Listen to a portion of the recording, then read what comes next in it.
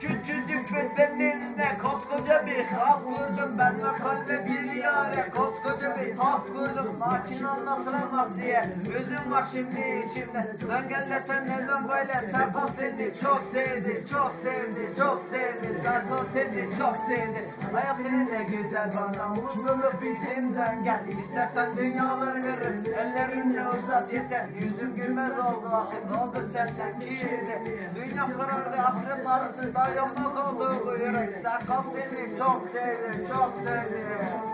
Aşkım etme gitme dur, bırakma bu elleri. Sensiz günler zor geçer, nasıl bıraktın beni? Nasıl kıydın bu aşka, nasıl bitirdin beni? İnan ki sevdim seni, unutamam sevdiğim. Son kez olsun bana gel, bırakma bu elleri.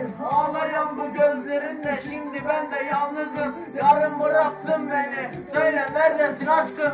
Sensiz yaşanmıyormuş, harbini de anladım. Sen gidince inan ki mutluluğu hiç tarmadım. Senden arda kalan ben susmadan da ağlarım.